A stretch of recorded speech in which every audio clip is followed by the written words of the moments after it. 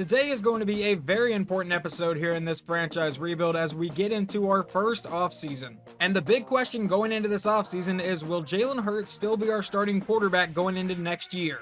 And that question gets a lot more interesting when you see that we have the number 2 overall pick in the draft thanks to the Saints. And there are a couple quarterbacks here in the first round that I'm actually looking at. The number 1 being Glenn McCutcheon out of Tulane. He has B deep accuracy, B medium, A short, and A under pressure. Whether the window is open or closed, he's slinging it. Beautiful spiral in all his passes, gets happy feet and feels non-existent pressure. Does well to avoid sacks by throwing the ball away. Vast majority of his success comes while in the pocket. Fast, shot put style, 3/4 motion. So we will keep an eye on Glenn McCutcheon going into the offseason. And Donnell Roth is not a scheme fit for us, but he does have B deep accuracy, A medium, A short, and C under pressure. He has also the whether the window is open or closed, he's slinging it, beautiful spiral in all his passes, stands tall in the pocket and is always aware of pressure, does well to avoid sacks by throwing the ball away, plays well within and outside of the pocket, fast flick of the wrist throwing motion. And then the other first round quarterback is Travis Clemens out of Eastern Michigan. He has B deep accuracy, C medium, B short, and B throw under pressure. He is also just apparently going to sling it, beautiful spiral, gets rid of the ball at the first sign of pressure, does well to avoid sacks by throwing the ball away, loves to run and play outside of structure, league average release time throwing. So this is probably the worst of the 3 quarterbacks, but if we have to get one, I'm really going to think about Glenn McCutcheon. And we do have a couple upgrades before we get into looking at stats and everything. The first one being Kennedy Brooks. We will up him to a 69 overall elusive back. He has +3 morale right now, but +1 to awareness, break tackle, change of direction, juke move, and spin move. And then there's middle linebacker Nakobe Dean, who had a pretty solid year. We're going to up his pass coverage, get him to a 75. Obviously, he has some temporary boost, but he gets +1 to acceleration, awareness, man coverage, play rec, strength, and zone coverage. And then also the final conclusion to this scenario, Jason Kelce didn't get the storybook ending and has retired from the NFL. So now with no center, we can either start Cam Jurgens next season, or I can look in free agency or the draft to see if there's anybody better. But now we can finally get into the season stats here. Jalen Hurts did throw for 5,000 yards and 30 touchdowns, but he also threw 21 interceptions, which was a huge problem throughout the entire season. And then in the Super Bowl, he threw 3 of them. So do we look to move on? Like I said at the beginning, that is the big question of this offseason. Kennedy Brooks leads the team in yards with 592 yards and 5 touchdowns. Receiving, we had 2 people go over 1,000 yards. Devontae Smith was 1 catch away from getting 100 catches on the year, 1,237 yards and 12 touchdowns. A.J. Brown, 85 catches for almost 1,200 yards and 8 touchdowns. Dallas Goedert, 88 catches for 924 yards and 4 touchdowns. Quez Watkins got a couple scores, and Zach Pascal got 4. And then leading the team in tackles this year is Kaiser White with 112, Anthony Harris at 101, and tackles for loss, that goes to Fletcher Cox and Brandon Graham. What about sacks? Hassan Reddick got 9.5, Josh Sweat got 9, Fletcher Cox got 8, and Brandon Graham got 8. Interceptions, Anthony Harris got 4, Darius Slay got 4. I believe Slay also had 3 more in the playoffs if I'm not mistaken. Kaiser White ended with 3, James Bradbury got 3, Chris Harris got 3, Avonte Maddox got 3, Nakobe Dean got 2, TJ Edwards got 1, Ugo Amadi got 1, and Davion Taylor got 1. Tom Brady led the league in passing yards with 5,500, almost 5,600 yards. And in touchdowns, that also goes to Brady with 46, and interceptions goes to Jalen Hurts with 21. That is not what you want to see, but our former quarterback Carson Wentz had 20, so not much of a difference here. Jonathan Taylor leads the league in rushing yards with 1,900 yards, and in touchdowns, that goes to Josh Jacobs with 22. Javonte Williams had 21. Mike Evans led the league in receptions with 124 of them. In yards, that goes to Cooper Kupp with 1,800. And in touchdowns, Kupp had 17, and Byron Pringle had 17 in Chicago. Isaiah Simmons led the league in tackles with 160. In sacks, Aaron Donald got 24.5 to lead the league. And in interceptions, that goes to Xavier Howard, who got 7. And here's the 2022 season recap. Tom Brady leads the Buccaneers to an 8-9 record and completely misses the playoffs, but still somehow gets the MVP award. I don't know if that's ever happened in the history of the NFL. Nathaniel Hackett gets Coach of the Year in his first year with Denver. Cooper Kupp is Offensive Player of the Year. Aaron Donald is Defensive Player of the Year. Offensive Rookie of the Year goes to Breece Hall, and the Defensive Rookie of the Year goes to Aiden Hutchinson. So the first player I tried to bring back is Kennedy Brooks, and he would like to play for a new team next year. And we might bring some of these players back on other deals, but as of right now, I am letting Javon Hargrave test free agency because we still have Fletcher Cox, who is now an X Factor. We'll have to go see if his age actually took that away. Sometimes Madden will do that. And then we still have Jordan Davis going into his second year, so I think we can get depth elsewhere. If we can get Javon Hargrave on a cheaper deal, I will gladly bring him back though. The next one is James Bradbury. He is 30 years old. He's an 83 overall. We're going to see if we can draft someone or find someone in free agency that's a little bit better. Anthony Harris doesn't really have much interest in re-signing with us. He's also 31 years old, so that'll be another position we look at in the draft or free agency. Brandon Graham is 35 years old. As much as I would like for him to retire as an Eagle, I don't know right now if we will bring him back. We're going to let him test free agency, see if there's any teams that want to sign him. If not, then we may bring him back. TJ Edwards did play really well for us last season, but we have Nakobe Dean going into his second year, and I would rather start Dean over TJ Edwards. We're also going to let Jaquiski Tart leave. He is 31 years old, a 78 overall. He is not going to get any better.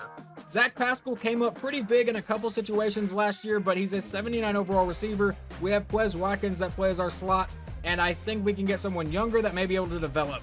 Raheem Mostert was a one-year deal that I brought in the middle of the season. Really didn't get much playing time after a couple games. He became our goal line back because of his speed and really couldn't do anything there, so we're going to let him leave. About the same situation with Boston Scott. He's 28 years old, a 76 overall. We're going to see if there's any backup running backs in free agency that can replace him. Chris Harris was brought in on a one-year deal to be our free safety. We're going to let him hit free agency just because he is 34 years old, and we're going to see if there's anyone better. And the big retirements from this offseason are Aaron Rodgers has retired after 18 seasons. And if we scroll all the way down to the bottom here, there is a head coach that has retired. Pete Carroll has retired as coach of the Seahawks. Now, before we look at anything in this free agency, we obviously have some positions of need. We will be looking at a quarterback. If there's anyone there I would rather start over Jalen as of right now. But most likely, if we replace Jalen, it will be in the draft. But currently, we have $83 million in cap space to try to improve this team. And before I get too far into this free agency, I wanted to come and check Jalen Hurts' player tags. He has lost the QB of the future player tag, I assume due to the 21 interceptions thrown. And here are the 5 contracts I have offered in the first stage of free agency. First, to defensive end Yannick Ngakoue. We are trying to outbid Houston to put him on the other side of Josh Sweat. Then we have CJ Gardner-Johnson. He is not really interested in signing with us, so we had to slightly overpay him. Obviously, the Eagles just got him in real life in a trade from New Orleans, but hopefully we can get him to really help our secondary. Tony Pollard was available in free agency. Miles Sanders was also there, but Pollard's a little bit faster and I think has a ball carrier vision of 83 as opposed to 85, which is what Miles Sanders has. So we're going to try to get Tony Pollard.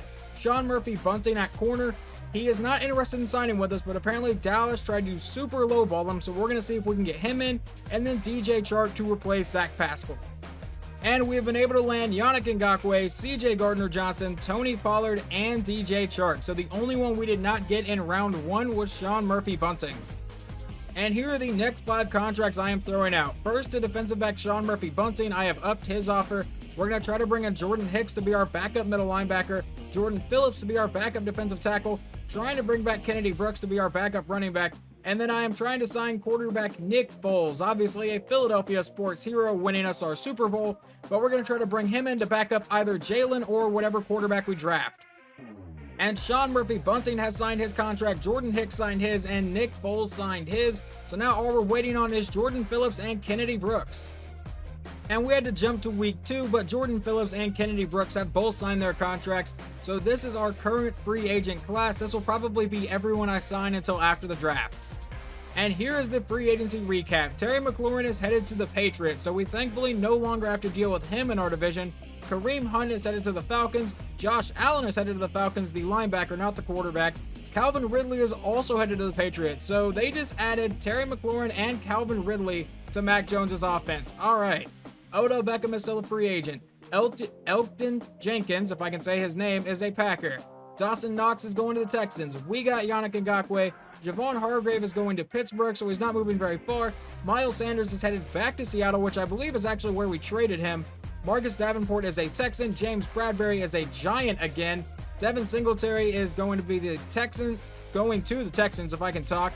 Tony Pollard is an Eagle, Sterling Shepard is a Lion, McCole Hardman is a Texan, Jadeveon Clowney is a Seahawk again, and Akeem Hicks is a Cowboy. And here is the final mock draft. We are expected to take quarterback Glenn McCutcheon with the number 2 pick in the draft.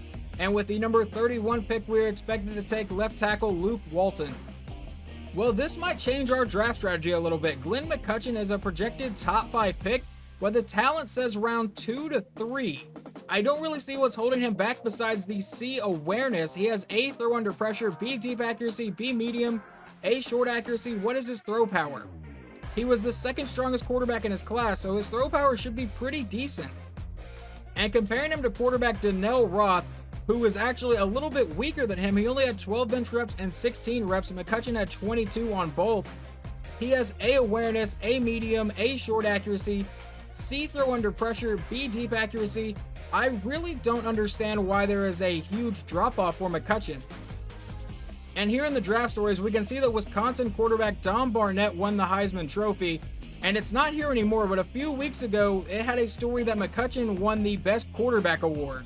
So the more we uncovered about Glenn McCutcheon, the easier I thought this decision was going to be. But now with that round 2 to 3 grade, I don't know. We may still burn the second overall pick on him because I think the only thing that has him that low is his awareness. And Jalen is currently a 74 overall with a normal depth trait, 25 years old. I don't think he's going to progress much farther.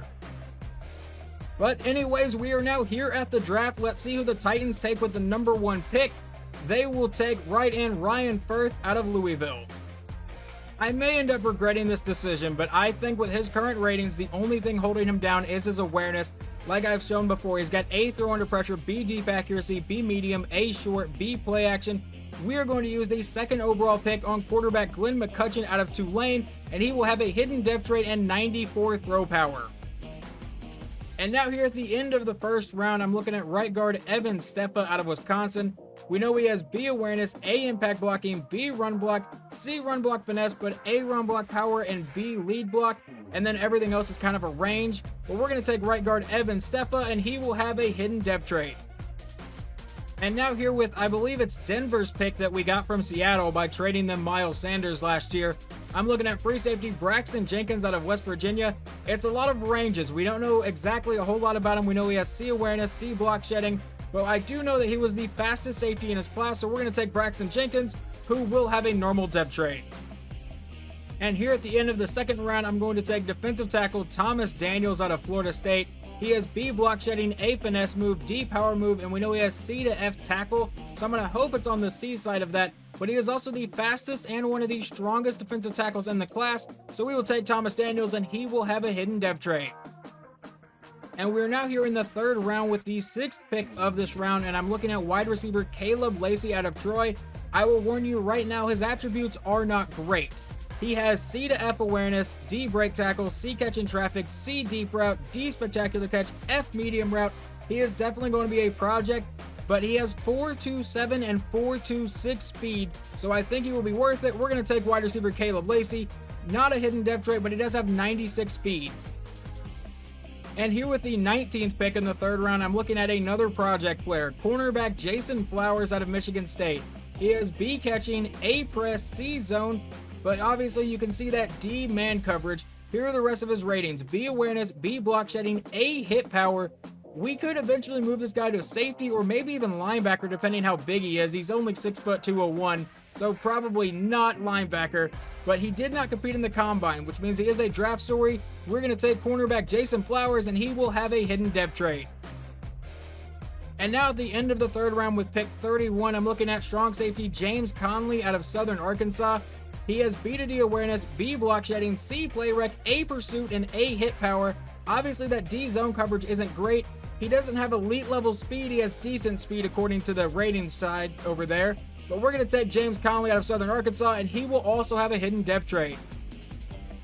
And now here at the end of the fourth round, I'm going to take center Levi Wesley out of Ohio State. He has B awareness, A impact block, D pass block, and A to C run block, but he was also the strongest center in the class, so we will take Levi Wesley. He comes in with a normal depth trait, but luckily he will most likely just be a backup.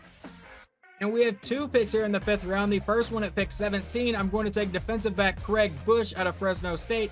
He has B catching, C man, C press, and D zone, but he is also one of the fastest, if not the fastest corner in his class, so we will take him, and he will come in with a normal depth trait. And I actually lied. We have 3 picks here in the 5th round, and with this one, we're going to take running back Randy Shepard out of Missouri. He has A, ball carrier vision, B, break tackle, C, carrying, and he is not that fast, but he was one of the strongest in his class. He also has B, trucking, so he could be our new power back, and we're going to take Randy Shepard. And now here with pick 31 in round 5, I'm looking at right tackle Alex Vick. He has B, awareness, B, impact block, C, run block and run block finesse, but B, lead block. How strong was he? He's about average in terms of the rest of the class, but we're going to take him out of UCLA, and Alex Vick will have a normal depth trait. And we did not own a 6th round pick, so we jump all the way to the end of the 7th here with pick 31, so we are reaching the bottom of the barrel here with these draft prospects. And I'm looking at middle linebacker Tavares Walters out of Louisville. He has B to D block shedding, B to D pursuit, D tackle, and C zone, but he was one of the fastest middle linebackers, so he at least has that to build on. We will take him. He obviously comes in with a normal depth trait. And 2nd overall pick, Glenn McCutcheon, comes in as a 71 overall with -2 morale right now, so he is down to a 69 overall. Here are the ratings he will start with: 78 deep accuracy, 73 medium, 82 short accuracy, and 66 awareness. Obviously, those are all impacted by his low morale, so we will have to get that corrected hopefully pretty soon. And our other 1st round pick, right guard Evan Steffa, comes in as a 72 overall, right now a 73 due to some boost. But he starts with 87 strength, 74 run block, 73 pass block. I think he's going to be a decent player for us, and he obviously has a hidden depth trait, so he will get better pretty quick. 2nd round pick, Braxton Jenkins, may not have been the best pick available. He comes in with 91 speed, 75 zone, 59 tackle. You look more like a corner with that tackle rating. 92 acceleration, 63 awareness. We will see how he plays in the preseason. And now our other 2nd round pick, defensive tackle Thomas Daniels, comes in as a 73 overall, right now with -2 morale for whatever reason. 88 strength, 71 block shed, 64 power move, 70 awareness, 81 speed though, so I think he's going to be a good player to develop. And wide receiver Caleb Lacey will come in with a 68 overall. He is a scheme fit though, 96 speed, 97 acceleration. He is obviously just going to be a deep threat for us. And then our 2nd, 3rd round pick, defensive back Jason Flowers, comes in as a 69 overall, but he is only 1 rating away from being a scheme fit here. Comes in with 89 speed, 65 man, 73 zone, 62 play rec. I think this is going to be another player that's pretty good to develop.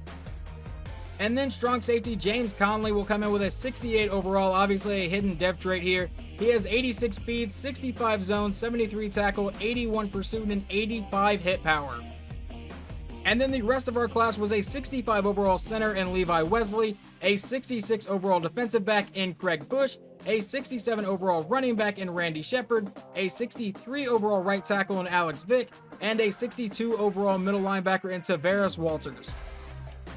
And it looks like the best player in the draft was a free safety that went 6th overall to Seattle. He is an 80 overall. Obviously, we would have had a chance to take him, but I was not looking for a safety that early. He comes in with 87 speed, 81 zone, 82 hit power. He is going to be very good for Seattle.